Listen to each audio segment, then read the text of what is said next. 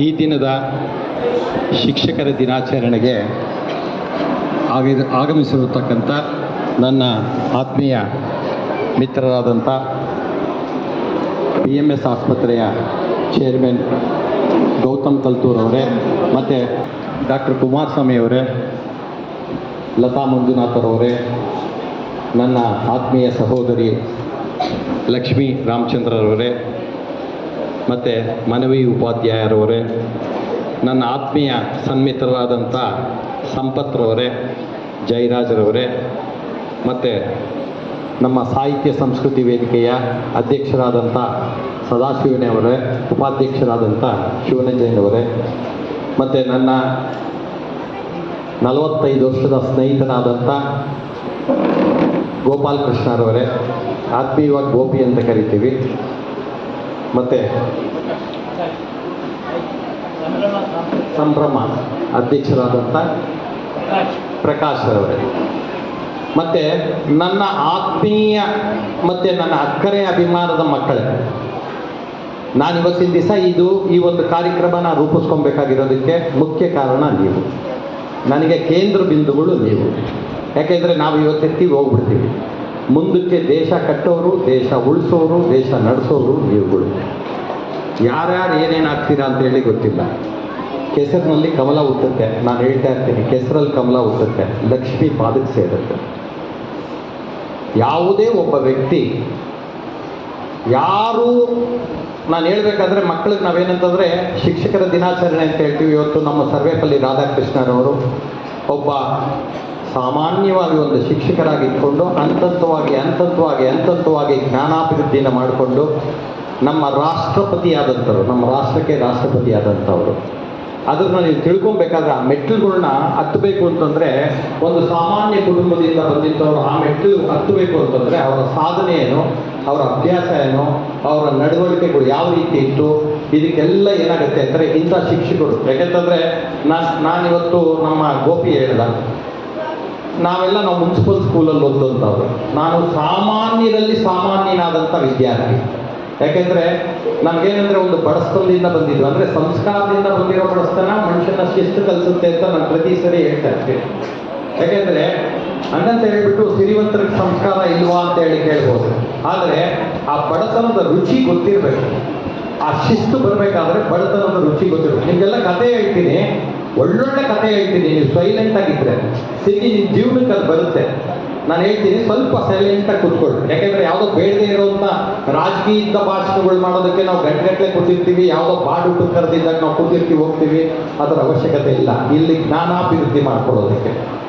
So ಒಬ್ಬ ಶಿಕ್ಷಕ ನಾನೇನೆಂದರೆ roll ಮಾಡಲು ನಾನು ಇವತ್ತೇನಾದರೂ ಈ ಮಟ್ಟಕ್ಕೆ ಇದ್ದೀನಿ ಅಂತಂದರೆ ನನ್ನ ರತ್ನಾಕರ್ ಹೆಬ್ಬಾರ್ ಅಂತ ಹೇಳಿ ನಾನು ಪ್ರತಿ ಸತಿ ಹೇಳ್ತಾ ಇರ್ತೀನಿ. ನಾನು ಪ್ರಾಪ್ತ ಸ್ಮರಣೆ ಮಾಡೋದು ಮೊದಲನೇದಾಗಿ ನಮ್ಮ ಟೀಚರ್ ರತ್ನಾಕರ್ ಹೆಬ್ಬಾರ್. ಅವರು ನನ್ನನ್ನು ಒಂದು ಕಲ್ಲನ್ನ ತೀಡಿ ಶಿಲ್ಪಿಯಾಗಿ ಇದು ಮಾಡಿ, ಬೇಡದೇ ಇರುವಂಥ ಕಲ್ಲನ್ನ ಅದನ್ನು ತೆಗೆದು ಒಂದು ಮೂರ್ತಿಯಾಗಿ ಇದು ಮಾಡಿದ್ದಾರೆ. ಅಂದರೆ ಇವತ್ತು ಕೃಷ್ಣಮೂರ್ತಿಯಾಗಿ ನಾನು ಇಲ್ಲಿದ್ದೀನಿ ಅಂತಂದರೆ ಅದಕ್ಕೆ ಕಾರಣಕರ್ತರು ರತ್ನಾಕರ್ ಹೆಬ್ಬಾರ್. ನನ್ನ ತಂದೆ ತಾಯಿ, ನನ್ನ ಗುರುಗಳಾದಂಥ ರತ್ನಾಕರ್ ಹೆಬ್ಬಾರು ನನ್ನ ತಂದೆ ತಾಯಿಗಳು. ಸಂಸ್ಕಾರ ಕಲಿಸಿದ್ದು ನನ್ನ ತಂದೆ ತಾಯಿ. ಇಲ್ಲಿ ಮನುಷ್ಯನಿಗೆ ಶಿಕ್ಷಣ ಅನ್ನೋಂಥದ್ದು ಬರೀ ಮಾರ್ಕ್ಸ್ ತಗೊಳ್ಳೋದಕ್ಕಲ್ಲ. ಶಿಕ್ಷಣ ಅನ್ನೋಂಥದ್ದು ಮಾರ್ಕ್ಸ್ ಖಂಡಿತ ಅಲ್ಲ. ಜ್ಞಾನಕ್ಕೋಸ್ಕರ ಎಜುಕೇಷನ್ ಬೇಕು. ಜ್ಞಾನ ಸಂಪಾದನೆ ಮಾಡೋದು ಹೇಗೆ? ಜ್ಞಾನ ಸಂಪಾದನೆ ಮಾಡೋದಕ್ಕೆ ಏನಂತಂದರೆ ಸತ್ಸಂಗ ಬೇಕು. ಆ ಸತ್ಸಂಗ ಇದ್ದರೆ ನಿಮಗೆ ಜ್ಞಾನಕ್ಕೆ ಒಂದು ಇದಾಗುತ್ತೆ. ಆಮೇಲೆ ವಿದ್ಯೆನ ನೀವು ಕಲಿಯೋದು ಏನಂತಂದರೆ ವೃತ್ತಿ ಜೀವನಕ್ಕೆ ಮಾತ್ರ ವಿದ್ಯೆ ಕಲಿಬೇಡಿ. 4 ಡಿಗ್ರಿ ತೊಗೊಂಡಿರ್ತಾರೆ, ಸಂಪಾದನೆ ಮಾಡೋದು ಅದನ್ನ ಏನಂದ್ರೆ ಅದನ್ನು ಬಂಡವಾಳಕ್ಕೆ ಇಟ್ಕೊಂಡು ದುಡ್ಡು ಸಂಪಾದನೆ ಮಾಡೋಕೆ ಇದು ಮಾಡ್ತಾರೆ. ನಿಜವಾಗ್ಲೂ ಹೇಳ್ಬೇಕಾದ್ರೆ ಅವರಿಗೆ ಸಂಸ್ಕಾರನೇ ಇರಲ್ಲ. ಮನುಷ್ಯನಿಗೆ ಬೇಕಾಗಿರೋದು 4 ವಿಧದ ಒಂದು ಶಕ್ತಿ: ದೈಹಿಕ ಶಕ್ತಿ, ಬೌದ್ಧಿಕ ಶಕ್ತಿ, ನೈತಿಕ ಶಕ್ತಿ ಮತ್ತು ಆಧ್ಯಾತ್ಮಿಕ ಶಕ್ತಿ. ಏನು ದೈಹಿಕ ಶಕ್ತಿ? ನಮ್ಮ ವಿವೇಕಾನಂದ ಅವರು ಹೇಳ್ತಾರೆ, ಕಬ್ಬಿಣದಂಥ ಮಾಂಸಖಂಡಗಳು, ಉಕ್ಕಿನಂಥ ನರಮಂಡಲ ಇದಿದ್ದರೆ ಅವನು ಯಾವ ರೀತಿ ಬೇಕಾದ್ರೂ ಇದು ಮಾಡ್ಬೋದು. ಇದು ದೈಹಿಕ ಶಕ್ತಿ. ಮತ್ತು ಬೌದ್ಧಿಕ ಶಕ್ತಿ. ಬೌದ್ಧಿಕ ಶಕ್ತಿ ಅಂದರೆ ಬುದ್ಧಿವಂತಿಕೆ, ಒಳ್ಳೆ ಬುದ್ಧಿವಂತಿಕೆ. ಮತ್ತು ನೈತಿಕ ಮೌಲ್ಯಗಳು, ಒಳ್ಳೇದು ಯಾವುದು ಕೆಟ್ಟದ್ದು ಯಾವುದು, ಈ ನೈತಿಕ ಶಕ್ತಿ ಅನ್ನುವಂಥದ್ದು ಇರಬೇಕು. ಅದೇ ರೀತಿ ಎಲ್ಲ ಇದ್ಕೊಂಡು ಆಧ್ಯಾತ್ಮಿಕ ಶಕ್ತಿ ಇಲ್ಲ ಅಂದರೆ ನಾವು ನಾಸ್ತಿಕರಾಗ್ಬಿಟ್ರೆ ಏನೂ ಪ್ರಯೋಜನ ಇಲ್ಲ. ಇಡೀ ನಮ್ಮ ಒಂದು ಇಡೀ ಜಗತ್ತು ನಡೀತಾ ಇರೋದು ಯಾವುದೋ ಒಂದು ಸೂಪರ್ ನ್ಯಾಚುರಲ್ ಪವರು, ಯಾವುದೋ ಒಂದು ಕಾಸ್ಮಿಕ್ ಎನರ್ಜಿ. ನಮಗೆ ಗೊತ್ತಿಲ್ಲ, ನಾವೆಲ್ಲ ಇವತ್ತೆಲ್ಲ ಇದ್ದೀವಿ. ಇದು ನಾವು ಏನು ಎತ್ತ ಏನು ನಾಳೆ ಏನು ಅಂತ ಗೊತ್ತಿಲ್ಲ. ಇವಾಗ ನಾನು ಹೇಳ್ತೀನಿ, ಒಂದು ಉದಾಹರಣೆ ಕೊಡ್ತೀನಿ ಅಂತ. ನಾವು ಕಲಿಬೇಕಾದ್ರೆ ಪ್ರಕೃತಿಯಿಂದ ಕಲಿಬೋದು, ಪ್ರಾಣಿ ಪಕ್ಷಿಗಳಿಂದ ಕಲಿಬೋದು, ಎಲ್ಲಾನು ನಾವು ಪ್ರಕೃತಿಯಿಂದ ಕಲಿಯುವಂಥದ್ದೇ. ಒಂದು ಇರುವೆ ಸಾಲಾಗಿ ಹೋಗುತ್ತೆ, ನೀವೆಷ್ಟು ಜನ ಸಾಲಾಗಿ ಹೋಗ್ತೀರಾ? ಟೀಚರ್ ಹೇಳ್ತಾ ಇರ್ಬೇಕೇ ಸಾಲಾಗಿ ಹೋಗಿ ಸಾಲಾಗಿ ಹೋಗಿ ಸಾಲಾಗಿ ಹೋಗಿ. ಇರುವೆಗೆ ಯಾರಾದ್ರು ಕಲಿಸಿದ್ರ? ನೀವು ಆ್ಯಂಟ್, ಈ ಇರುವೆದೊಂದು ಹಿಸ್ಟ್ರಿ ತಗೊಳ್ಳಿ. ಯಾವ ಟೈಮಲ್ಲಿ ಅದು ಆಹಾರನ ಹುಡುಕುತ್ತೆ, ಯಾವ ಟೈಮಲ್ಲಿ ಅದನ್ನು ಎಲ್ಲಿ ಕೂಡಿಡುತ್ತೆ, ಮತ್ತೆ ಅದರಲ್ಲೂ ಎಲ್ಲ ಒಂದು ಸೈನಿಕ ಟೀಮ್, ಒಂದೊಂದು ಟೀಮ್ ಇದೆ. ಆ ಒಂದು ಇರುವೆದೊಂದು ನೀವು ತಗೊಂಡ್ರಿ ಅಂದರೆ ಹಿಸ್ಟ್ರಿ, ನಾವು ನಮ್ಮ ಬದುಕಿಗೆ ಅದೊಂದು ಸಾಕು. ಅದೇ ರೀತಿ ನೀವು ಜೇನು ಒಂದು ತೊಟ್ಟು ಜೇನನ್ನು ಸಂಪಾದನೆ ಮಾಡಬೇಕಾದ್ರೆ, ಅದನ್ನು ಪಡಿಬೇಕಾದ್ರೆ ಕಡಿಮೆ ಅಂತಂದರೆ ಒಂದು 100 ಹೂಗಳಲ್ಲಿ ಹೋಗಿ ಅದನ್ನು ಪಡೆಯುತ್ತೆ, ಆ ಮಕರನ್ನ ನೀರುತ್ತೆ. ಅದಕ್ಕೆ ಅದೊಂದು ಆರ್ಟ್ ಇದೆ, ಆಯಿತಾ? ಅದನ್ನು ಪಡೆಯುತ್ತೆ, ಬಟ್ ಅದನ್ನು ನಾವು ಬಳಸ್ಕೊತಾ ಇದ್ದೀವಿ. ಯಾಕೆಂದರೆ ಇಡೀ ಪ್ರಪಂಚ 84 ಲಕ್ಷ ಜೀವರಾಶಿಗಳಲ್ಲಿ ಮನುಷ್ಯ ಜನ್ಮ ಬಂದ್ಬಿಟ್ಟು ತುಂಬ ಅತ್ಯುತ್ಕೃಷ್ಟವಾದಂಥ ಒಂದು ಜನ್ಮ. ನಾವು ಪ್ರಾಣಿನೇ, ಆದರೆ ಬುದ್ಧಿವಂತ ಪ್ರಾಣಿ. ನಾವು ಈ ಬುದ್ಧಿವಂತ ಪ್ರಾಣಿ ಏನಾಗುತ್ತೆ ಅಂದರೆ, ಪಾಪ ಇವೆಲ್ಲ ಇದು ಜೇನು ಸಂಪಾದನೆ ಮಾಡುತ್ತೆ, ಅದ್ರ ಹೊಟ್ಟೆ ತುಂಬಿಸ್ಕೊಳ್ಳುತ್ತೆ. ಅದನ್ನು ನಾವು ಪಡಿತೀವಿ. ಯಾವ ರೀತಿ ಪಡಿತೀವಿ? ಬೆಂಕಿ ಇಡ್ತೀವಿ, ಅದಕ್ಕೆ ಹೊಗೆ ಹಾಕ್ತೀವಿ. ಅದು ಯಾವ ರೀತಿ ಕಷ್ಟಪಟ್ಟು ಸಂಪಾದನೆ ಮಾಡಿರೋದು ಗೊತ್ತಿಲ್ಲ ಜೇನು. ಅದನ್ನು ನಾವು ತಗೊಳ್ಳೋದಕ್ಕೋಸ್ಕರ. ಅಂದರೆ ನಾನು ಪ್ರಕೃತಿ ಪ್ರಾಣಿ ಪಕ್ಷಿಗಳನ್ನ ನಾವು ಇದನ್ನು ಇಷ್ಟು ತಗೊಂಡು ಹೋಗ್ತಾ ಇದ್ವಿ ಅಂದರೆ ಆಗುತ್ತೆ. ಒಂದು ಮಾವಿನ ಮರ ಆಗಿರ್ಬೋದು, ಆ ಮಾವಿನ ಮರನ ನಾವು ಬೆಳೆಸ್ತೀವಿ, ಅದು ಹಣ್ಣು ಕೊಡುತ್ತೆ, ಅದು ತಿನ್ನಲ್ಲ. ಮಾವಿನ ಮರ ಹಣ್ಣು ತಿನ್ನಲ್ಲ, ನಮಗೆ ಕೊಡುತ್ತೆ. ಅದಕ್ಕೆ ನಾವೇನಂತಂದರೆ ಎಷ್ಟರ ಮಟ್ಟಕ್ಕೆ ನಾವು ಅದನ್ನು ಒಂದು ಪೋಷಣೆ ಮಾಡ್ತೀವಿ ಅನ್ನೋಂಥದ್ದು ಮುಖ್ಯ. ಅಂದರೆ ಪೋಷಣೆ ಮಾಡೋದು ಭಾಳ ಮುಖ್ಯ. ನೋಡಿ, ಇಲ್ಲಿ ಆ್ಯಕ್ಚುಲ್ ಆಗಿ ಏನಂತಂದರೆ, ಇಡೀ ಪ್ರಕೃತಿ ಮದರ್ ಏನಿದೆಯೋ, ಹುಣಸೆ ಬೀಜ ಹಾಕಿದ್ರೆ ಹುಣಸೆ ಹಣ್ಣು ಬರುತ್ತೆ, ಮಾವಿನ ವಾಟೆ ಹಾಕಿದ್ರೆ ಮಾವಿನ ಹಣ್ಣು ಬರುತ್ತೆ, ಇಲ್ಲ ಕಲ್ಲಂಗಡಿ ಹಾಕಿದ್ರೆ ಕಲ್ಲಂಗಡಿ ಬರುತ್ತೆ, ತರಕಾರಿಗಳು ಹಾಕಿದ್ರೆ ತರಕಾರಿ ಬರುತ್ತೆ. ಇದೇ ಮಣ್ಣು, ಇದೇ ನೀರು, ಇದೇ ಗಾಳಿ, ಇದೇ ಇದು ಬರೋದು ಬೇರೆ ಬೇರೆ ಬರುತ್ತೆ. ಅದೇ ರೀತಿ ಮಕ್ಕಳು ಅಷ್ಟೇ. ನಿಮ್ಮಲ್ಲೆಲ್ಲ ಯಾವುದೋ ಒಂದು ಶಕ್ತಿ ಅಡಗಿದೆ. ಆ ಶಕ್ತಿನ ನಾವೇನು ಶಿಕ್ಷಕರು ಏನಿಲ್ಲ, ಆ ಶಕ್ತಿ ಗೊಬ್ಬರ ನೀರು ಹಾಕಿ ಅದಕ್ಕೆ ಬೇಲಿ ಕಟ್ಟಿ. ಯಾಕೆಂದರೆ ಈ ಬೇಲಿ ಹಾಕೋದೇನಕ್ಕೆ ಅಂತಂದರೆ, ಯಾವುದೋ ಪ್ರಾಣಿಗಳು ಪಕ್ಷಿಗಳು ಅವು ಇವು ಬಂದು ತಿನ್ನಬಾರ್ದು ಅನ್ನೋದು. ಅಂದರೆ ಅಕ್ಕಪಕ್ಕದ ಆಕರ್ಷಣೆ ಅಪಘಾತದ ಸೂಚನೆ ಅಂತ ಆಗುತ್ತೆ. ಅದಕ್ಕೋಸ್ಕರ ನಾವು ಬೇಲಿ ಹಾಕಬೇಕು. ಮಕ್ಕಳಲ್ಲಿ ನಿಮ್ಮಲ್ಲಿ ಇದೆ ಆ್ಯಟಿಟ್ಯೂಡು, ಇದು ಪೂರ್ವ ಜನ್ಮದ ಕರ್ಮ ಸಿದ್ಧಾಂತದಲ್ಲಿರುವಂಥದ್ದು ನಿಮಗೆಲ್ಲನೂ ಬಂದಿರುತ್ತೆ. ಸೊ ಇದಕ್ಕೇನಾಗುತ್ತೆ ಅಂದರೆ, ಶಿಕ್ಷಕರ ಕೆಲಸ ಏನಂತಂದರೆ ಸ್ಥಾನ ಹಿಡಿಯೋ ಕೆಲಸ, ಸಂಸ್ಕರಣೆ ಮಾಡೋದು, ಸ್ಥಾನ ಹಿಡಿಯೋ ಕೆಲಸ ಶಿಕ್ಷಕರು ಮಾಡಬೇಕು. ಈ ಶಿಕ್ಷಕರು ಆಗಬೇಕು ಅಂತಂದರೆ ಅವ್ರು 7 ಜನ್ಮದ ಪುಣ್ಯ ಮಾಡಿರಬೇಕು ಅಂತ ನಾನು ಹೇಳ್ತೀನಿ. ಯಾಕೆಂದರೆ teaching profession is A Nobel profession. ಯಾಕೆಂದರೆ ನಾನು ಹೇಳ್ತೀನಿ, ಎಲ್ಲ ಟೀಚರ್ಸ್ಗೆ ಹೇಳೋದೇನಂತಂದರೆ, ನೀವು ಟೀಚರ್ ಆಗಬೇಕು ಅಂತಂದರೆ ಫಸ್ಟು ನಿಮ್ಮ ವೃತ್ತಿನ ಇಷ್ಟಪಡಿ, ನಿಮ್ಮ ಸಬ್ಜೆಕ್ಟ್ನ ಇಷ್ಟಪಡಿ, ಮಕ್ಕಳನ್ನ ಇಷ್ಟಪಡಿ. ಈಗ ನನ್ನ ಟೀಚರ್ ನನಗೆ ಭಗವದ್ಗೀತೆ ಹೇಳ್ಕೊಡ್ತಾರೆ, ನನಗೆ ಮನವಿ ಉಪಾಧ್ಯಾಯ ಅವ್ರು ಹೇಳ್ಕೊಡೋ ರೀತಿಗೆ ಇಲ್ಲಿ ಕಲಿಯೋದಕ್ಕೆ ವಯಸ್ಸಿನ ಅಂತರ ಇಲ್ಲ. ಚಿಕ್ಕ ವಯಸ್ಸು ಸಾಯೋ ಮುದುಕನೂ ಇಲ್ಲಿ ಸ್ಟೂಡೆಂಟೇ. ನಾವು ಕಲಿಬೇಕು ಅಂತಂದರೆ ಪ್ರತಿಯೊಬ್ಬರಿಂದ ಕಲಿಬೇಕು. ಎಷ್ಟು ನೀಟಾಗಿ ಹೇಳ್ಕೊಡ್ತಾರೆ ಅಂತಂದರೆ, ನನಗೆ ಅವ್ರು ಹೇಳೋವಾಗ ತದೇಕ ಚಿತ್ತದಿಂದ ಕೇಳ್ತಾ ಇರ್ತೀನಿ. ಅದು ಹೇಳ್ಕೊಟ್ಟಿದ ತಕ್ಷಣ ಇಮ್ಮಿಡಿಯೇಟಾಗಿ ನಾನು ಅವ್ರಿಗೆ ಒಪ್ಪಿಸ್ಬೇಕು ಅನ್ನೋ ಒಂದು ಕಾತರದಿಂದ ಇಮ್ಮಿಡಿಯೇಟಾಗಿ ವಾಯ್ಸ್ ಮೆಸೇಜ್ ಹಾಕ್ಬಿಡ್ತೀನಿ. ಸೊ ಅದನ್ನು ಅವ್ರು ನೋಡಿಬಿಟ್ಟು, ಅಣ್ಣ ನೀವು ಈಗೆಲ್ಲ ಈಗ ಹೇಳಬೇಕು, ಎಲ್ಲ ಕರೆಕ್ಟಾಗಿದೆ ಈಗ, ಬಟ್ ಅದು ತಿದ್ದಿ ತೀಡುವಂಥದ್ದು, ಅದು ನಮಗೆ ಕೊಡೋವಂಥ ಒಂದು ಇದು ಬೆಳೆಸೋವಂಥದ್ದು.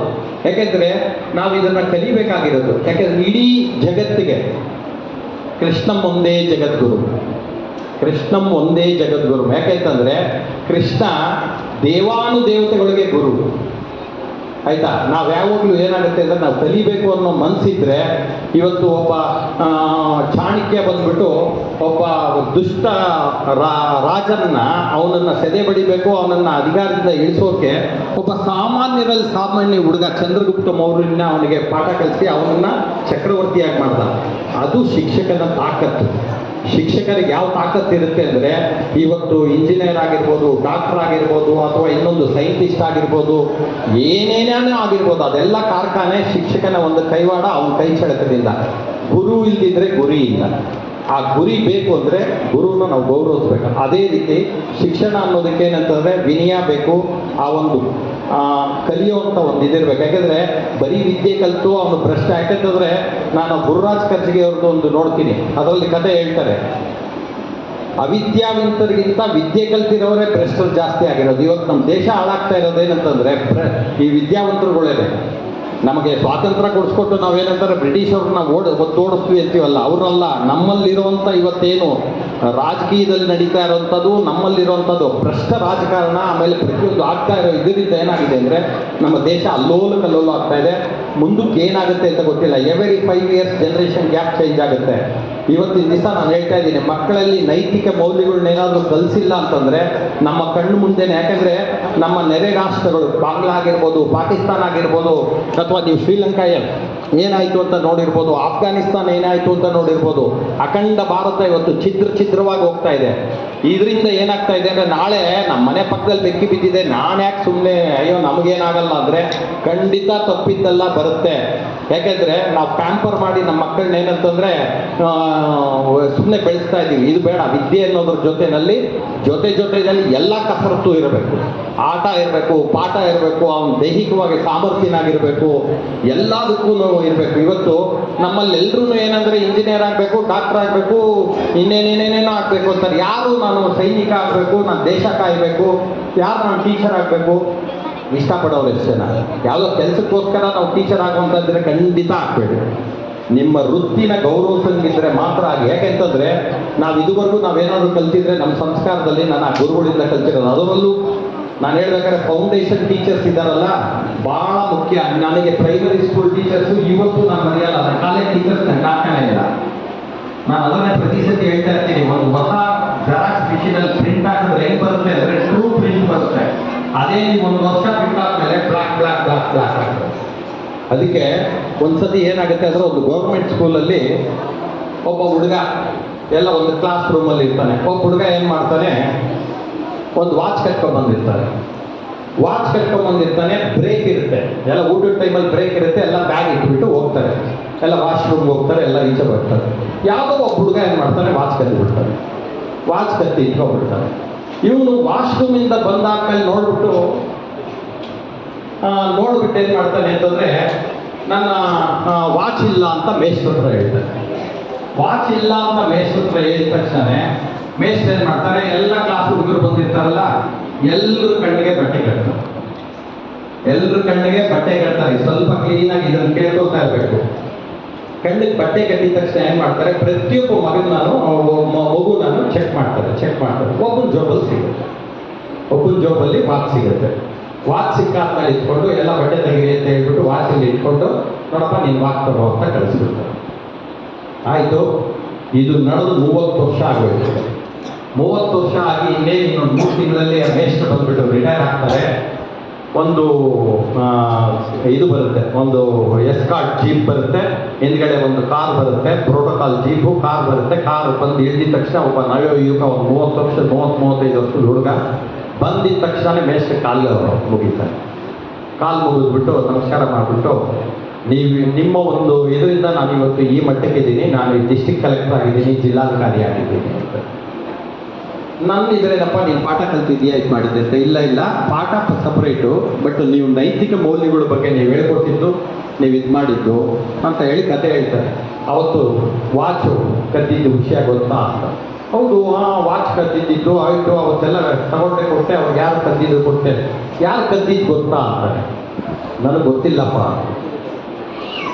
ನೀವೇ ತೆಗೆದುಕೊಟ್ರಲ್ಲ ಅಂತಾರೆ.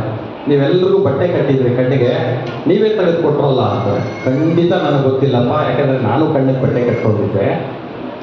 ಯಾಕೆ ಅಂತಂದರೆ ಯಾರು ಅಂತ ಹೇಳಿ ಗೊತ್ತಾಗಬಾರ್ದು. ಆವತ್ತಿನ ದಿನ ಅವ್ರೇನಾದರೂ ಮೇಷ್ಟ್ರೆ ಕಣ್ಣಿಗೆ ಬಟ್ಟೆ ಕಟ್ಕೊಂಡಿಲ್ಲ ಅಂದರೆ ಇದನ್ನು ನಾವು ಯೋಚನೆಗಳು ಮಾಡಬೇಕಾಗಿರೋದು.